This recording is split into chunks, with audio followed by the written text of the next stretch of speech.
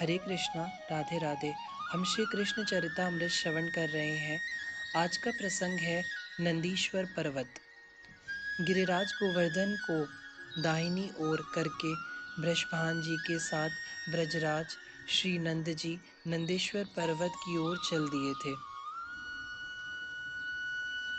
और पीछे पीछे सारे गोप ग्वाल गोपी गौएं सब। क्या दिव्य शोभा थी गिरिराज की। अपलक नयनों से कन्हैया गोवर्धन के शिखर को देखते चल रहे थे। यह पर्वत भगवान नारायण का स्वरूप है, महर्षि शांडिल्य ने ब्रजराज को बताया।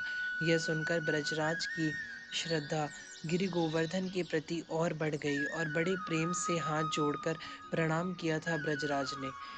तीनों देव यही वृंदावन में ही वास करते हैं। महर्षि प्रसन्न चित्त यह बात कहते हुए चल रहे थे। कैसे भगवान, ब्रजराज ने प्रश्न भी किया। ब्रजभान जी भी बड़ी श्रद्धा से सुन रहे हैं महर्षि की बातें। गोवर्धन पर्वत ये नारायण स्वरूप है और जहाँ ब्रजभान जी रहते हैं, जिस पर्वत की तलहटी में यह रहते हैं, इसका महल है। उस पर्वत का नाम है ब्रह्माचल पर्वत। वह ब्रह्मा जी का स्वरूप है। और नंदीश्वर पर्वत जो इनके बरसाना के पास ही है, वह भगवान शंकर का स्वरूप है। महर्षि, मैं चाहता हूँ कि उसी नंदीश्वर पर्वत की तलहटी में ब्रजराज अपना महल बनवाए और उसके आसपास की जितनी भूमि है और मित्र ब्रजराज को जितना चाहिए मैं दूंगा। महर्षि को यह बात हाथ जोड़कर विनम्रता पूर्वक बृषभान जी बोले थे। आप जैसा उचित समझे। ब्रजराज मुस्कुराते हुए बोले। बैलगाड़ियां चल रही थी, रथ अपनी गति से दौड़ ही रहे थे। गौएं आनंदित और स्वतंत्रता अनुभव कर रही थीं। भगवान शंकर अति आनंदित हैं और क्यों न हो, स्वयं परम ब्रह्म श्री कृष्ण चंद्र उनके यहाँ रहने के लिए पधारे थे। शनि देव तो इसी दिन की प्रतीक्षा में थे कि कब हमारे यहाँ श्री कृष्ण चंद्र जू पधारेंगे, और आज वह सुदिन आ ही गया था।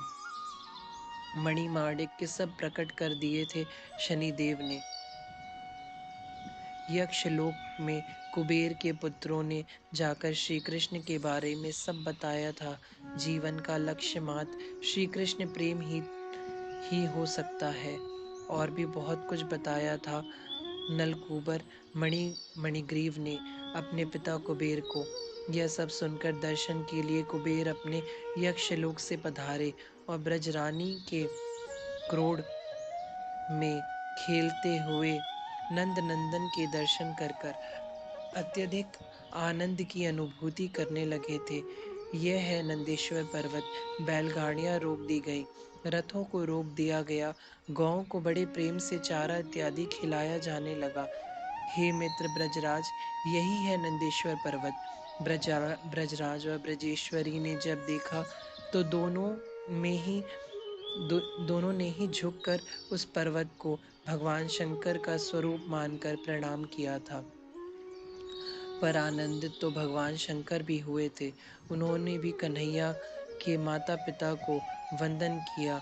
यहाँ आप अपना महल बनवाएं, ब्रजभान जी ने कहा। महर्षि शांडिल्य ने मुस्कुराकर उस स्थान में महल बनाने का अनुमोदन किया ब्रजराज से, और इसके आसपास का जितना क्षेत्र है सब आपका। उदार मन से बृषभान जी बोले, आप चाहे तो पास में ही वह भूमि जो दिखाई दे रही है वहां अपना कोषागार बना सकते हैं, क्योंकि वह दिशा कुबेर की है। बृषभान जी की यह सब दिखाने के बाद कुबेर उसी स्थान पर जाकर बैठ गए थे जहाँ नंद महाराज कोषागार बनाने वाले थे। उपनंद जी ने नंदेश्वर स्थान को देखा। हरियाली थी, पास में ही यमुना बह रही थी। वन प्रवेश अत्यंत मोहक था। पक्षियों का कलरव निरंतर कर्णरंध्रों को सुख पहुंचा रहा था। उपनंद जी बहुत प्रसन्न हुए। ग्वालों को आदेश दिया, बैलों को निकालकर गाड़ियों को एक तरफ पंक्तिबद्ध लगा दो और उनके ऊपर सुंदर वस्त्र तान दो, उसे सजा दो, उसी में आज की रात्रि हम सब रहेंगे। उपनंद जी बोले, आज की रात्रि इस तरह से बिताई जाए, कल देखेंगे कि क्या किया जा सकता है। उपनंद जी ने प्रसन्नता पूर्वक यह बात कही और उन समस्त ग्वालों से भी पूछा, आप लोगों को कुछ कहना है तो कह सकते हैं। हे उपनंद जी, आप हम आपसे प्रार्थना कर रहे हैं कि जहां हम आज अपने बछड़े सजाकर रखेंगे रहेंगे आज की रात, वहां से हमें कल ना हटाया जाए, हमारा भवन उसी स्थान पर ही बनेगा। उपनंद जी हंसे, ऐ मेरे भोले ब्रजवासियों, हमने कभी भेद नहीं किया कि हम राजा हैं और आप लोग हमारी प्रजा हो। हम सब एक ही हैं, कोई भेदभाव नहीं है। आप लोगों की जहाँ इच्छा हो वहीं अपने बछड़े लगाइए और वहीं आपका भवन भी कुछ काल बाद बन ही जाएगा। बोलो वृंदावन धाम की जय। प्रसन्नता से उछल पड़े थे ब्रजवासी। अब सब अपना अपना स्थान खोजने लगे। नंद महल के पास ही हम रहेंगे, कोई कहता है हम तो ऐसी जगह रहेंगे जहाँ से नंद नंदन दिखाई देते रहेंगे। कोई कहता है हमें वह जगह दो, क्योंकि खेलने के लिए वहाँ आएगा नंदलाल। ब्रजराज हंसते हैं, सब हमारे महल में ही आ जाना। ब्रजभान जी हंसते हैं, सब आनंदित हैं। गोकुल की किसी को याद भी नहीं आ रही। अपने अपने छकड़े को सजाकर उसमें अपनी सामग्रियों को रखकर ब्रज गोपियाएं मटकी लेकर चली यमुना में जल भरने।